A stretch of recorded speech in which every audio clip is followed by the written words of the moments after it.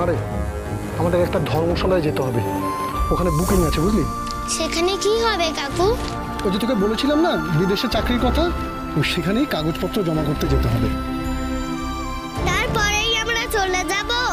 না রে বাবা, কাগজ জমা দেওয়ার পরও অনেক কাজ বাকি থাকে।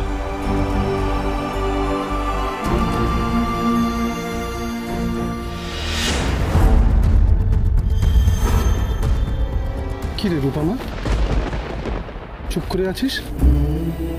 কি হয়েছে? মা, আমি তোর মায়ের কথা ভুলিনি রে রূপা, মনে আছে আমার।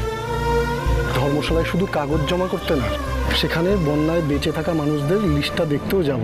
সেখানে গিয়ে জানতে পারবো তবেই তোর মা কোথায় আছে। তুমি দেখো, রূপা ঠিক রূপার মাকে পাবেই।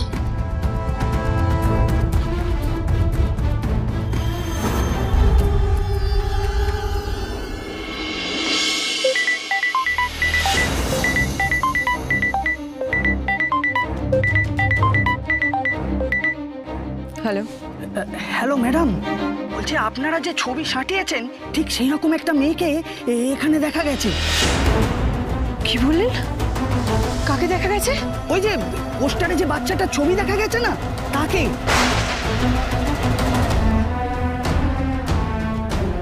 রূপা, ওর সাথে একবার কথা বলিয়ে দিন না। ও আমি চেষ্টা করেও পারবো না। আসলে ওই বাচ্চাটাকে না একটা লোক, একটা মেয়ে আর একটা বাচ্চা গার্ড করে আছে, আর তাছাড়া একদমই কাছে যাওয়া যাচ্ছে না।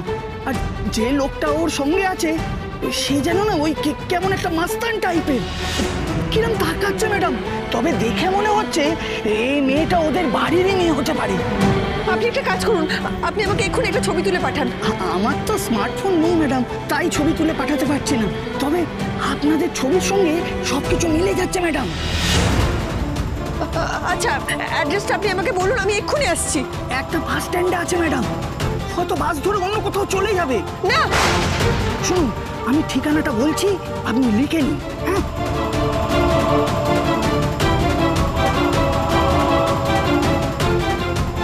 আমি আসছি, আমি এক্ষুনি আসছি। কি করি?